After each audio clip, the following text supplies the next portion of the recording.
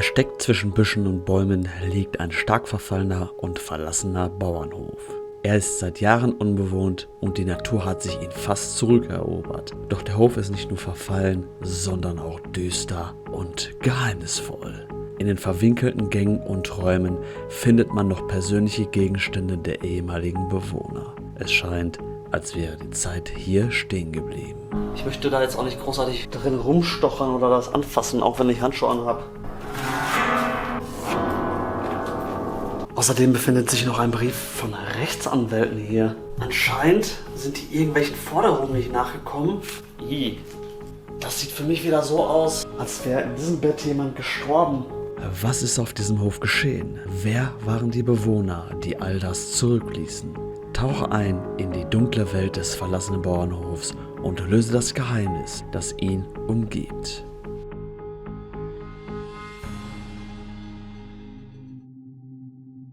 Wir sind jetzt am Haus angekommen. Ich hoffe, wir finden einen Eingang. Gefühlt sind an jedem Fenster hier diese Platten. So wie das aussieht, war das mal der ehemalige Garten, aber schon komplett eingewachsen. Schauen wir uns die Fassade einmal an. Also das Haus scheint schon ziemlich lange lost zu sein. Wie schön das Efeu die Mauer hochrankt. Dort sehen wir noch einen Bewegungsmelder mit Lampe. Wie gerade schon gesagt, die ganzen Fenster sind alle verplattet. Da muss man aufpassen, dass die Jalousien hier runterkommt. Schauen wir um die Ecke. Und dort befindet sich ein weiterer Eingang. Was mich aber ein wenig stutzig werden lässt, da ist schon irgendwas eingestürzt. Seht ihr das? Auf dem Boden liegt schon eine Tür. Und tatsächlich ist hier ein Eingang in das Haus. Hier kommt auch schon wieder dieser Lost Place Geruch raus. Dieses Kalte und dieses Moderige und Alte.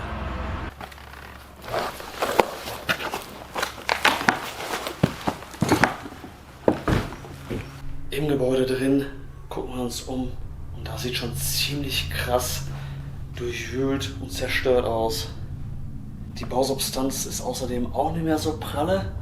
Dann schauen wir über den Eingang, wo wir reingegangen sind. Kommt da die Decke schon runter. Wahrscheinlich ist da ein Fenster und die Feuchtigkeit ist dort reingekommen, deswegen sieht das so aus. Dort auf dem Boden stehen ganz viele 10 Kilo Persilpackungen. Dort sehen wir einen Schreibtisch, schön verziert. Schade, dass er auch schon zerstört wurde. Auf diesem Stück Couch sind Schuhe, Damenschuhe, so wie das aussieht. Hier ein Kanister, Super und Motorenöl. Der ist leer. Für einen Raum hier rein. Das war aber wahrscheinlich nur ein Lagerraum oder sowas.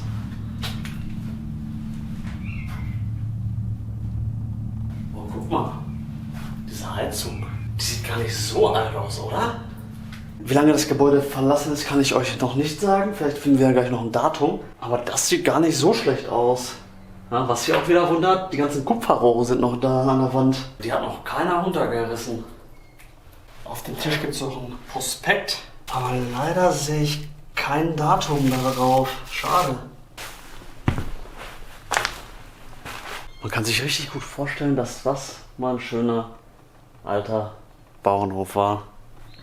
Und von diesem Raum kommen wir dann in diesen Flur mit dem Treppenaufgang, 2 weiteren Räumen und links steht sogar noch ein Klavier da hinten. Wahnsinn!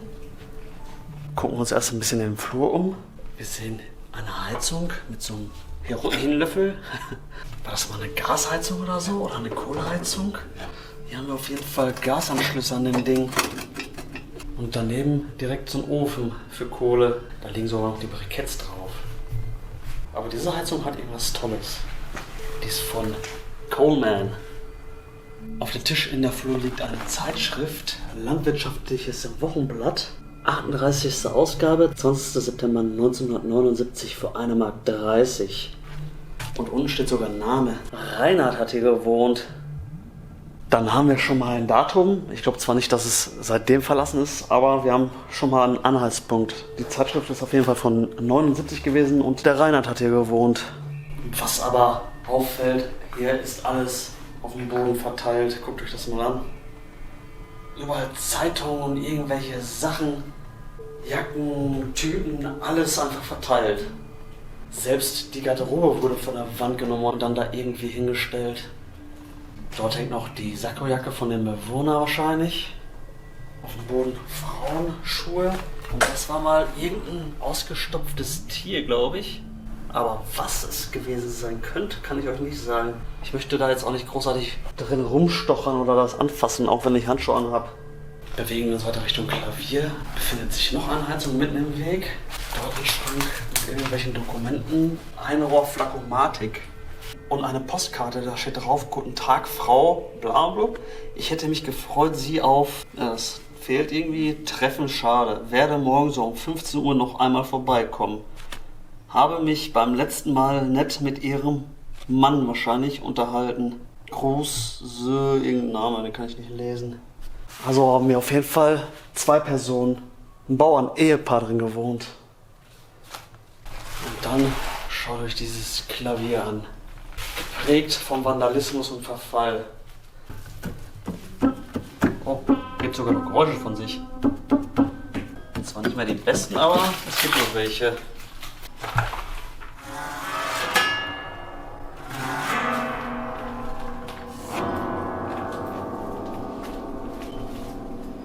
Das war bestimmt mal ein richtig schönes Klavier, wo es noch ganz war. Wie schon gesagt, diesem Haus setzt der Verfall richtig heftig zu.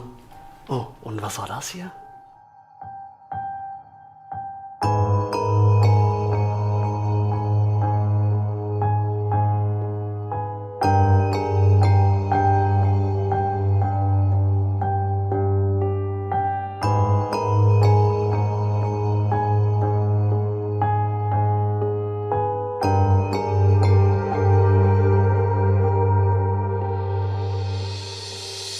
Aus wie die ehemalige Küche. Schaut euch mal um. Guckt mal, was hier alles auf dem Boden liegt. Links in der Ecke tut sich dann die Küchenzeile auf. Auf diesem Holzstumpf befinden sich irgendwelche Dokumente und Kontoauszüge. Und der Kontostand war 49.174,59 Mark. Und jetzt sehe ich auch das Datum 22.02.1980. Ich kann gar nicht glauben, dass das schon so lange lost sein soll. Was auf diesem Kontoauszug aber zu erkennen ist, dass die wahrscheinlich Zuckerrüben angebaut haben, denn die haben das Geld von der Zuckerfabrik bekommen. Außerdem befindet sich noch ein Brief von Rechtsanwälten hier. Anscheinend sind die irgendwelchen Forderungen nicht nachgekommen und sollten laut diesem Brief bei einer anderen Bank einen Kredit aufnehmen. Wir möchten Sie bitten, uns in dieser Sache einen Kostenvorschuss in Höhe von 500 D-Mark zu überweisen. Also wir haben doch gerade gesehen, er hatte fast 50.000 Mark auf dem Konto und dann kommt so ein Rechtsanwaltsbrief, der ist von 25. Juni 1981. Wer weiß, was damals hier passiert ist, warum die in finanzielle Schieflage gekommen sind, keine Ahnung. Gucken wir uns ein wenig in der Küchenzeile um. Der Kühlschrank ist zum Glück leer. Auf der Arbeitsplatte befinden sich noch lecker Sonnenblumenmargarine, traumhaft. Im Glas sind irgendwelche Körner oder was drin. Und der gute Erkältungstee. Aber hier gibt es doch bestimmt ein Datum, oder? Tatsächlich März 2002. Grönland Erkältungstee. Und da sind sogar noch welche drin. Die könnte man bestimmt auch trinken, oder? Dann sind wir jetzt vom Datum schon mal im März 2002. Auf dem Tisch sehen wir noch viele weitere Dokumente, die einfach hingefeuert wurden. Ein Telefonbuch 2/5/2006. Und dann gibt es auf dem Tisch noch eine Mappe mit Geldrechnungszettel. Die Schrift kann ich überhaupt nicht lesen. Hier steht irgendwas von Bareinnahmen, Barausgaben und so weiter. Das ist ein Buchhaltungsding, oder? Also persönliche Dokumente gibt es hier echt viele, muss ich sagen. Und der Brief ist sogar noch zu. Rundfunkgebühren, GEZ. Ja, dass der zu ist, das wundert mich nicht. Aus der Küche geht es dann weiter. Hier hat schon irgendein Vandalist diese Tür kaputt geschlagen. Da geht es nach draußen. Direkt vor uns befindet sich ein sehr alter Feuerlöscher, so wie das aussieht. Guckt euch das mal an. Das war doch ein Feuerlöscher, oder? Drauf erkennen kann man dort aber nichts, leider. Auch in dem Flur sieht man im Haus den Verfall an. Alles kommt von der Decke, die Tapeten kommen runter, die Farbe blättert langsam von der Wand ab. Dort gibt es einen Raum. Wir sehen in der Ecke den Kühlschrank, einen Ofen, ganz viele Rama-Verpackungen. Das war, glaube ich, mal so eine Art Abstellraum. Auf dem Ofen steht ein Karton von den Bake Rolls. Dort gibt es auch ein Datum zu sehen, 8/2005. Also ich glaube immer mehr, dass 2005 hier das Ganze verlassen wurde. Aus dem Raum geht es dann weiter in den Flur und schaut euch mal diese Treppe an. Also mehr Verfall geht da schon fast gar nicht. Es ist alles runtergekommen. Die ganze Treppe ist fast komplett eingestürzt. Also wer da hochgeht, der ist lebensmüde. Zumindest bei diesem Aufgang. Ich traue mich auch nicht weiter da reinzugehen, weil hier geht es auch noch in den Keller. Das ist mir auch ein bisschen zu heikel. Einen Raum haben wir in diesem Bereich noch und ich glaube, das zählte auch mal zur Küche. Da kommt auch schon alles von oben runter. Ziemlich gefährlich das Ganze. Der Boden oben war auch noch aus Steinen. Wenn so ein Stück Holz auf den Kopf fällt, tut es nicht so weh, aber wenn so ein Stein runterkommt, ist schon, ja, haben wir schon eine kleine Beule. Hier liegt alles auf dem Boden, guckt euch das an. Dort auch noch der schöne Schrank. Das ist mal wieder was für mich. So ein richtiger schöner Schrank im Bauernhausstil. Oben sind Flaschen drin. Was haben wir da? Paderborner Malztrunk. Die Flasche sieht auch schon was älter aus. Süßer Johannisbeer Süßmost. Most, keine Ahnung. Unten drunter sehen wir noch ein paar Gläser im Schrank. Eine alte Kaffeedose oder was ist das? Albrecht Gold kann ich lesen. Guckt euch mal an, wie lange die hier schon stehen muss. Rostet langsam komplett vor sich weg. Vom Flur aus geht es in den nächsten Raum. Und das war wahrscheinlich der Aufenthaltsraum. Hier stehen sogar noch die Sitzgelegenheiten. In der Ecke der Schrank, wo damals wahrscheinlich ein bisschen mehr Geschirr drin gestanden hat. Was mich wundert, die Teller sehen sogar noch gut aus. Also die wurden nicht zerstört. Ist nur ein bisschen Staub drauf, als wenn man das abputzt und davon essen kann. Besonders cool sieht dieser runde Tisch mit den beiden Sesseln aus. Da kann man sich richtig gut vorstellen, wie die beiden Leute dort saßen, den Kaffee getrunken haben, vielleicht dabei ein Stück Kuchen zu sich genommen haben und oben drüber der Piepmatz seine Laute von sich gegeben hat. Vielleicht haben die über irgendwelche alten Geschichten erzählt oder darüber, wie der Betrieb lief.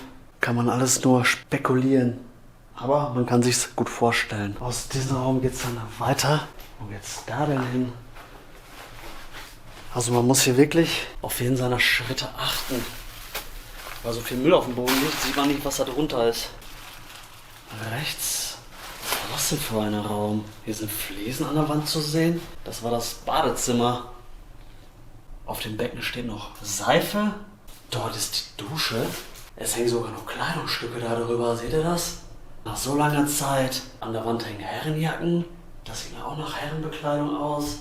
Und irgendwie liegt hier ganz viel Schrott, Müll, was auch immer. Sogar noch ein eingepackter Boiler liegt hier von Stiebel Eltron.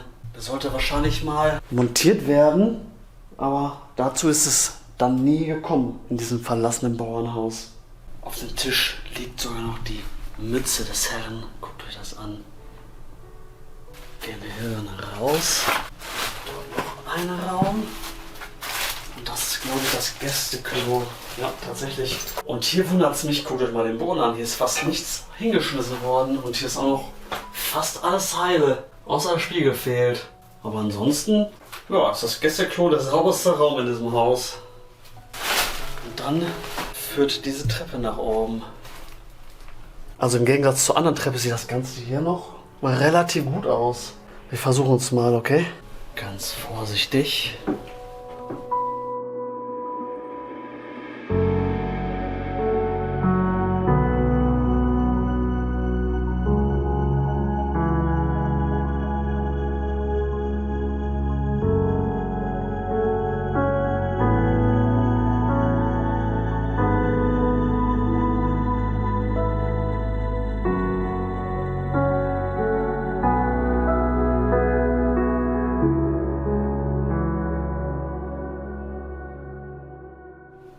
Noch knarzt nichts. Guckt euch mal an, wie die Spinnweben die Elektronik schon eingenommen haben. Wahnsinn.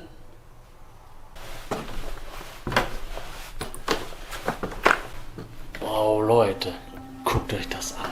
Wie sieht das denn hier aus? Hier ist alles auf dem Boden verteilt worden, die ganzen Zeitungen. Der Grund, warum so viele Zeitungen in diesem Haus sind, ist einfach, dass es hier keine Heizung gab in dem Sinne, wie wir es kennen, sondern heizungsmäßig haben die autark gelebt. Das heißt, die haben ihr Feuer hier selber gemacht, um die Bude warm zu kriegen. Und das sollte dann alles zum Verbrennen bzw. zum Anzünden dienen. Schauen wir in den ersten Raum, sehen wir so eine fette Truhe auf dem Boden stehen. Dort ein Schrank mit einem Topf drauf. Und da hinten auch wieder so einen schönen alten Bauernschrank, der perfekt in dieses Gebäude passt. Und schaut euch mal diese Gardinen an. Dort nagt der Zahn der Zeit auch schon dran, wie am Rest des Gebäudes. Vor uns im Flur steht noch so eine Truhe mit Sitzbank drauf und dieser alte Koffer, wo man sich gut vorstellen kann, wie die Leute den dabei hatten, wenn die mal verreist sind.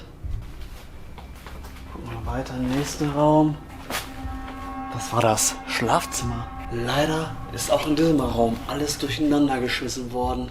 Die ganzen Schubladen liegen auf dem Boden. Dort sehen wir das Ehebett. Irgendein Raum hat diesen Stuhl da so reingehangen. Links von uns der Kleiderschrank. Ein bisschen an Kleidung hängt noch drin. Rechts sieht es nach Frauenkleidung aus. Und links nach Herrenkleidung. Und das Bett. Was ist das denn ekliges da drauf? Seht ihr das? Das sieht für mich wieder so aus, als wäre in diesem Bett jemand gestorben.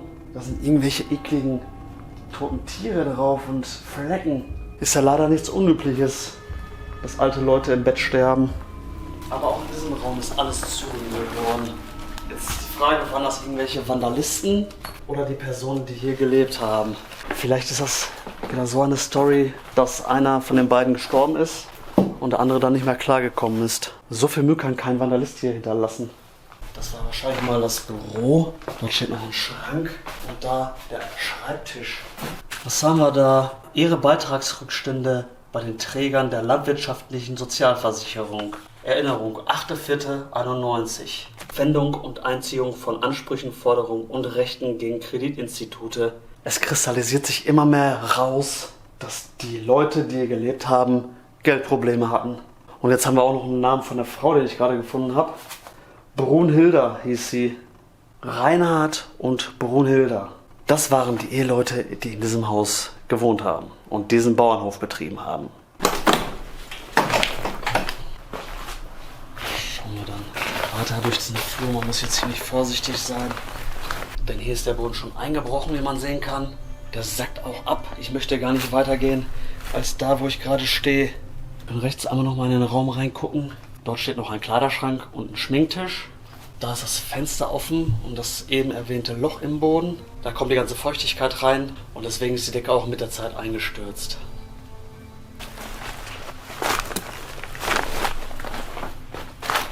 In den Raum können wir dann wieder reingehen. Auch hier stehen Betten. War das auch ein Schlafzimmer? Haben die Eheleute nachher gar nicht mehr zusammengelebt? Dort sehen wir Frauenkleidung. Auf dem Tisch hinter uns ein Prospekt vom September, Oktober 1949. Stadt Gottes, katholische illustrierte Familienzeitschrift. Haben hier mehr als nur 2 Leute drin gewohnt in diesem Haus? Bisher habe ich nur 2 Namen gefunden. Aber kann natürlich auch sein, dass die Kinder hier gelebt haben oder wer auch immer.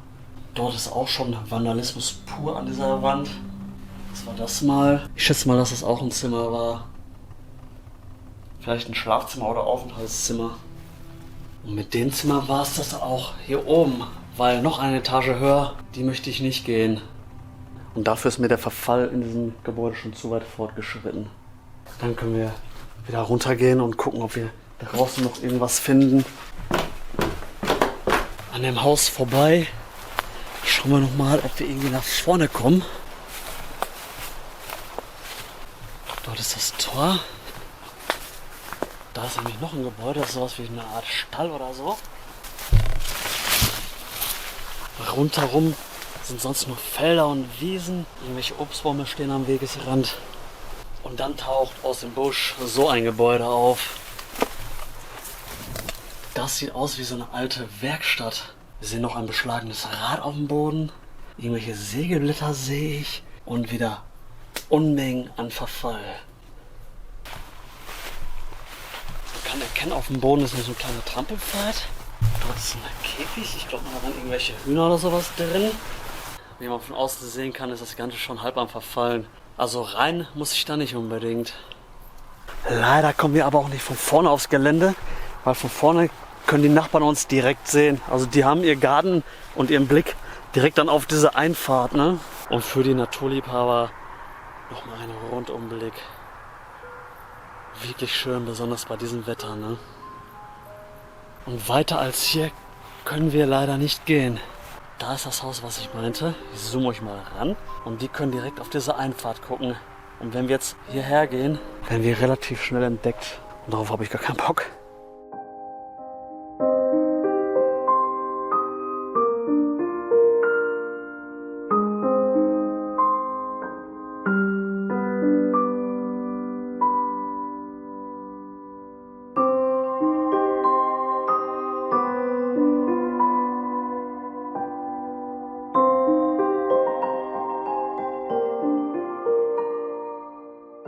Und genau deshalb war es das mit diesem verlassenen Bauernhof, der schon seit ca. 2005 verlassen ist. Das sind jetzt mittlerweile 18 Jahre. Ganz ehrlich, es sieht auch da drin so aus, als wenn es so lange lost ist. Ganz heftig ist natürlich der Verfall da drin, wie alles runterkommt. Und das ist auch schon ein Lost Place, welches sich schon als lebensgefährlich an manchen Positionen einstufen würde. Leider konnte man nicht mehr so viel herausfinden, außer dass die Personen Geldprobleme gehabt haben und dass zumindest ein Ehepaar dort gewohnt hat. Das war es auf jeden Fall mit diesem spannenden Gebäude und ich würde mich freuen, wenn ihr beim nächsten Lost Place Video einschalten würdet. Bis dahin würde ich sagen, bleibt stabil.